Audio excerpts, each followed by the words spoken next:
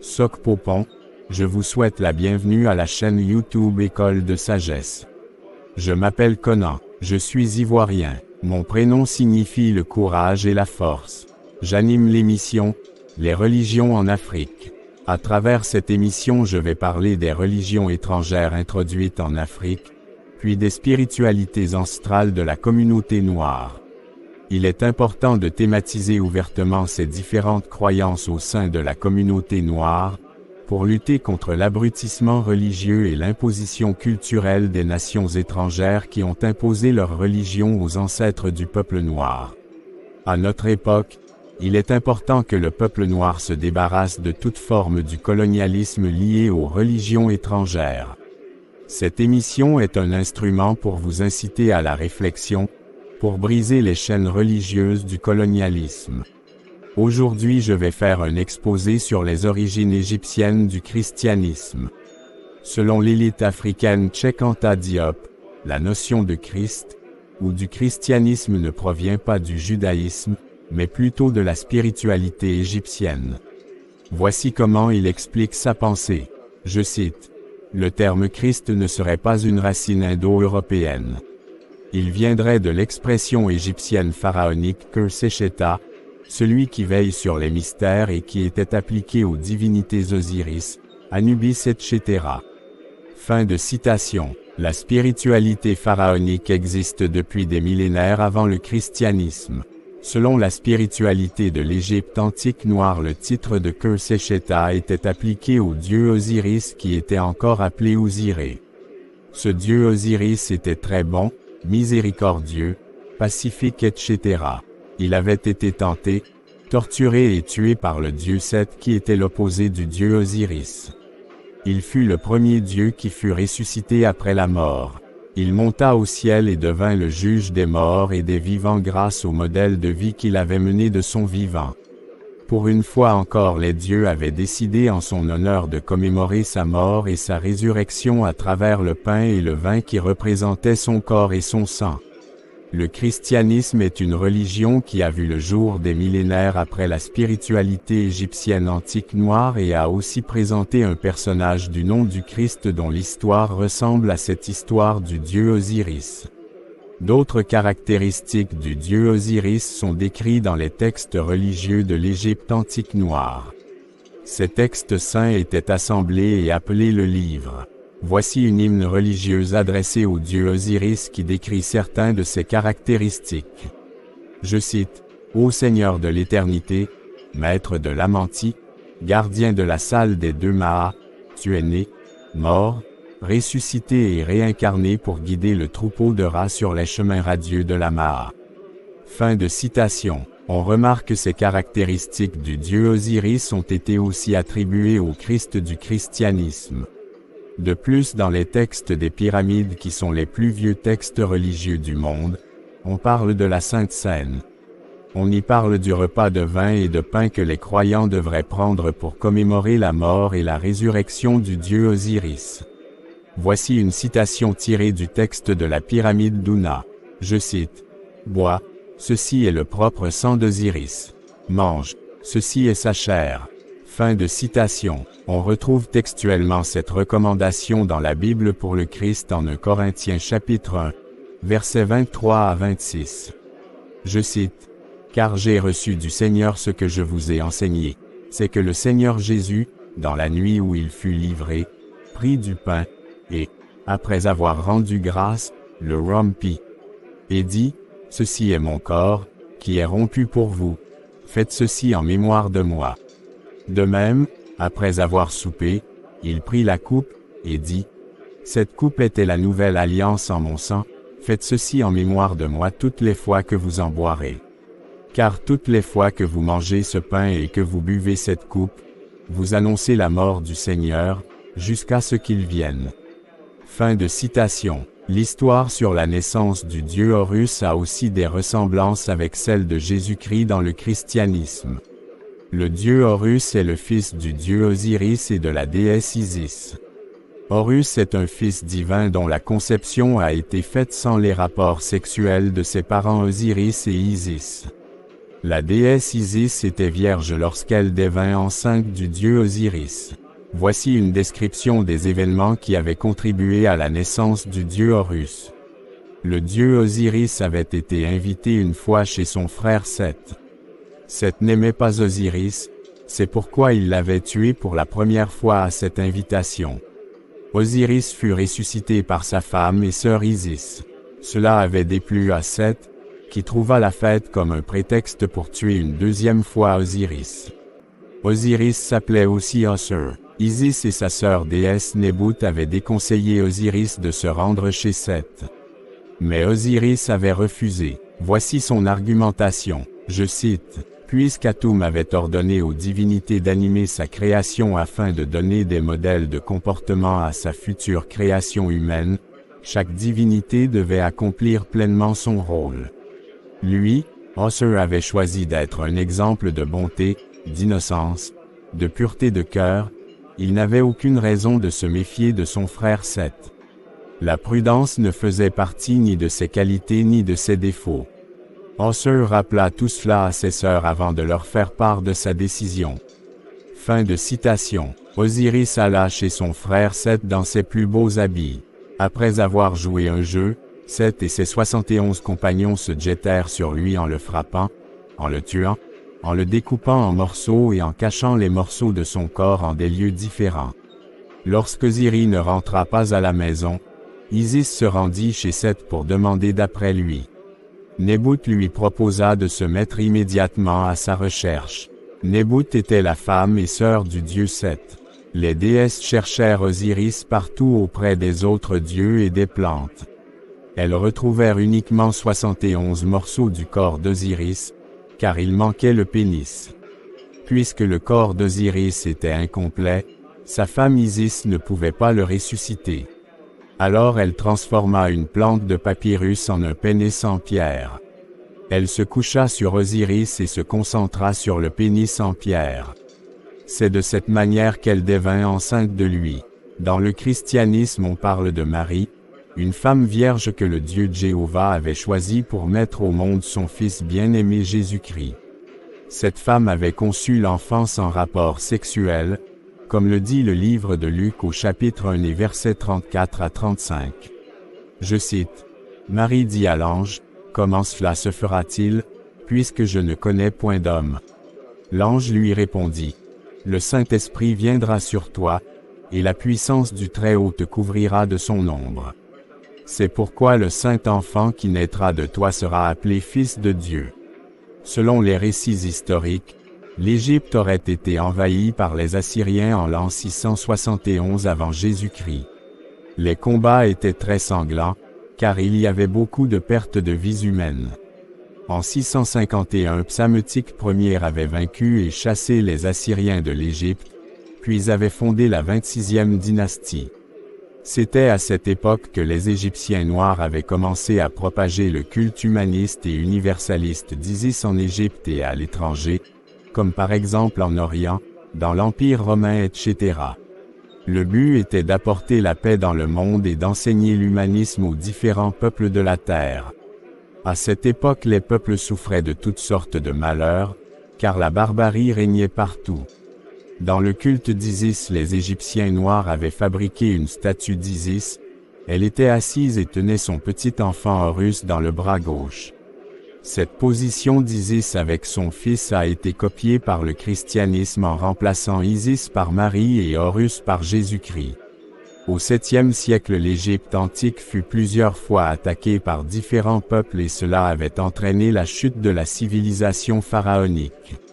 À cette époque aussi les Égyptiens noirs avaient propagé le culte d'Isis pour stopper la barbarie des peuples tout en prêchant la paix, l'amour, l'humanisme, la charité etc.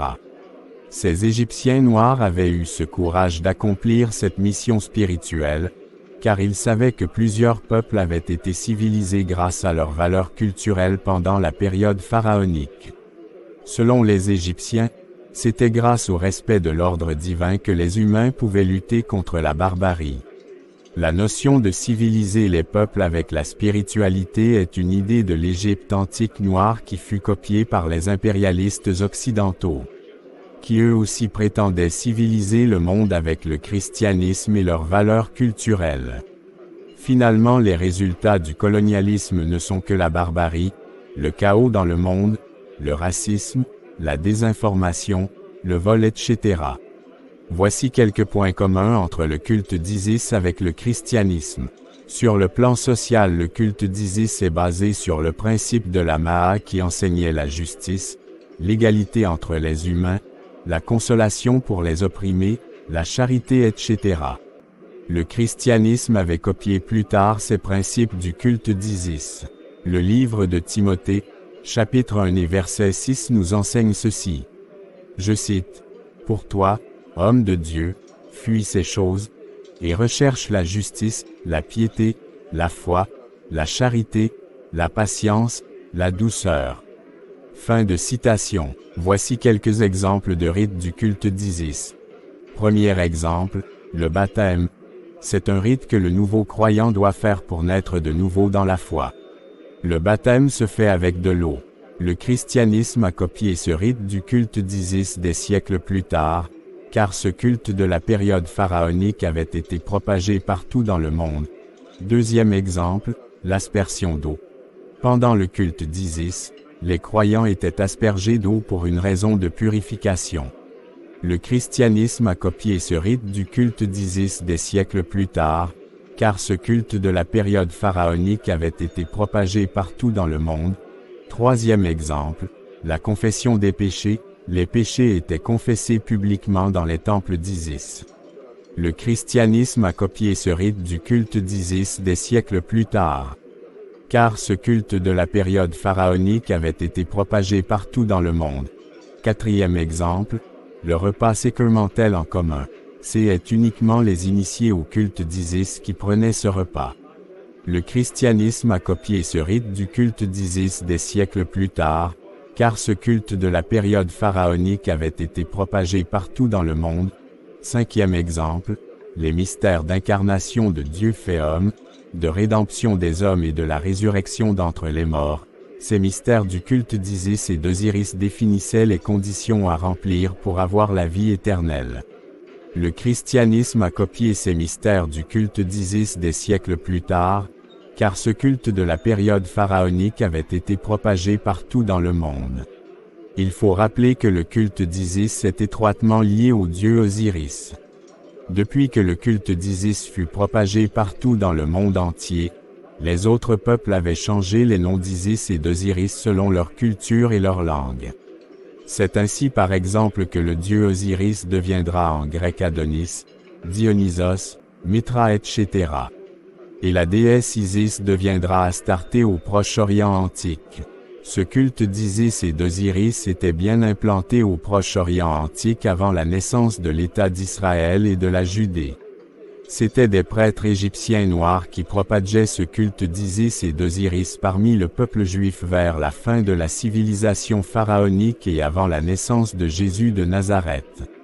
Ils enseignaient les traditions coptes ou égyptiennes. Les prêtres noirs coptes étaient appelés Issa. Le nom Issa est d'origine pharaonique et désigne Osiris. De même le nom Méri, ou Marie est d'origine pharaonique et signifie aimer. Le nom Christ provient du terme pharaonique Kër-Sesheta qui signifie le gardien des mystères. Kër-Sesheta est un titre que portaient les prêtres égyptiens noirs qui avaient atteint un grade élevé d'initiation dans la spiritualité. Un prêtre ayant le titre de Kër-Sesheta était capable d'opérer beaucoup de miracles, comme par exemple la guérison, etc. Donc c'était un prêtre au titre de Kër-Sesheta qui propageait le culte d'Isis et d'Osiris au Proche-Orient en enseignant l'amour, la paix, etc. Dans le musée copte du Caire en Égypte actuelle, il existe une peinture d'un prêtre Issa, debout au milieu de ses compagnons. Tous ont la peau noire et des cheveux crépus. Cette peinture date de plusieurs siècles avant la naissance de Jésus de Nazareth. De nos jours, par erreur on désigne les prêtres coptes comme étant des chrétiens. Les prêtres coptes existaient sous le nom d'Issa déjà avant la naissance du christianisme et c'étaient des Égyptiens noirs. Le culte égyptien n'était pas accepté par tous les Juifs, c'est pourquoi les adeptes étaient persécutés. Le Cœur Séchéta fut persécuté et torturé jusqu'à la mort, mais pas sur une croix. Les communautés esséniennes existaient à Damas et pendant l'époque de l'impérialisme romain au 1er siècle de l'ère actuelle. Les découvertes historiques montrent que les récits bibliques sur le voyage de Saul de Tarse, autrement appelé Paul pour persécuter les chrétiens à Damas dont parle le livre d'Actes des Apôtres au chapitre 9, versets 1 à 3, sont à remettre en question. Car il ne s'agissait pas de communautés chrétiennes, mais plutôt des communautés des Esséniens qui célébraient le culte d'Isis et d'Osiris. Bref, les premiers Esséniens qui furent les premiers martyrs du culte d'Isis avaient été remplacés dans la Bible par les premiers chrétiens. Dans le texte copte d'origine égyptienne, il y a un dessin de la scène de persécution des adeptes du culte d'Isis. Il s'agit du dessin de la croix de vie encore appelée la croix Ankh. Cette croix est utilisée dans la spiritualité égyptienne antique. Bizarrement, la mission de prédication et les souffrances du prêtre égyptien Cœur Séchéta, puis de ses compagnons ressemblent dans la Bible à celles de Jésus de Nazareth et de ses compagnons. Ce qui prête à dire que le christianisme est une construction basée sur le mélange du culte d'Isis et des inventions de Paul de Tarse puis d'autres autorités. Leçon à tirer. Le christianisme est apparu au 1er siècle au Proche-Orient, plus précisément en Palestine. C'est la deuxième religion des Juifs après le judaïsme. Cette religion a été répandue par les Juifs dans certaines parties du monde, même en Occident. Ce sont les Occidentaux qui ont sali en grande partie l'image de cette religion en l'adaptant à leur réalité culturelle et en l'imposant à plusieurs peuples dans le monde, y compris une grande partie de l'Afrique. Les chercheurs, les scientifiques africains et autres qui ont fait des recherches sur la spiritualité de l'Égypte antique noire, c'est-à-dire le culte d'Isis, sont arrivés à des conclusions qu'il y a beaucoup de points communs entre la spiritualité ancestrale de l'Égypte antique noire et le christianisme. Ces découvertes remettent en question les récits de la Bible au sujet du christianisme et d'autres thèmes. Bref, que ce soit le christianisme juif ou occidental, cette religion n'est pas authentique, car elle est basée sur les spiritualités égyptiennes et d'autres civilisations. Ensuite, elle a été raffinée par quelques faits réels et des mensonges des fondateurs du christianisme. Outre les récits de la Bible qui sont basés sur les textes religieux du culte d'Isis et autres, une grande partie de la célébration du culte catholique est une copie des spiritualités de l'Égypte antique noire et d'autres valeurs culturelles africaines. Peuple noir, si tu as été le premier civilisateur des peuples à travers tes valeurs culturelles et surtout le culte d'Isis, pourquoi t'attaches-tu encore à cette religion inventée qui est le christianisme? Des étrangers mal intentionnés ont copié ta spiritualité, l'a transformée selon ses données culturelles et parallèlement ces étrangers mal intentionnés t'enseignent que le culte d'Isis est diabolique. Si le culte d'Isis est diabolique comme le prétendent ces étrangers mal intentionnés, alors le christianisme est infiniment diabolique. Car il est une copie du culte d'Isis, il est construit sur le mensonge et il a participé au colonialisme pour détruire et piller des peuples. En conclusion, cette émission enseigne quelques vérités sur l'origine égyptienne du christianisme. Tout ce qui est originel au christianisme est le haut degré de mensonge avec lequel il a été construit. Ce qui prouve que les auteurs du christianisme n'ont aucune crainte de Dieu et ils entraînent ainsi plusieurs peuples dans la voie de la perdition. Seuls les croyants qui aiment la vérité et cherchent le vrai Dieu, pourraient se poser des questions suite à ces vérités et changer convenablement leur manière de penser sur Dieu et de l'adorer. Quant aux croyants endoctrinés, ils auront peur de la vérité au lieu de l'aimer, car ils prononcent le nom de Dieu par suivisme et non par conviction. Le ridicule est que le christianisme, où la Bible condamne les croyants endoctrinés en 2 Timothée chapitre 4, versets 3 à 4. Ces versets enseignent qu'un temps viendra où les hommes vont se détourner de la vérité pour aimer les fables, etc. Selon moi, le christianisme n'est pas une spiritualité, mais plutôt un conte pour enfants et adultes. Pour terminer, je vous présente mes meilleurs vœux pour cette semaine à travers une photo de galette et cette citation de l'anticolonialiste Amilcar Cabral de la Guinée-Bissau. Je cite, « Personne ne peut douter, parmi notre peuple, comme chez tout autre peuple africain, que cette guerre de libération nationale dans laquelle nous sommes engagés n'appartienne à l'Afrique tout entière. » Fin de citation. Le peuple africain doit revenir à la raison.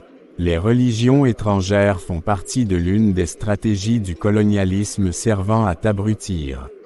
Ces religions étrangères enferment le peuple noir dans des prisons religieuses et empêchent aux sociétés africaines d'évoluer. Bref, le peuple noir ne doit pas cesser de supprimer dans ces sociétés toutes les pratiques destructives ou coloniales des nations impérialistes.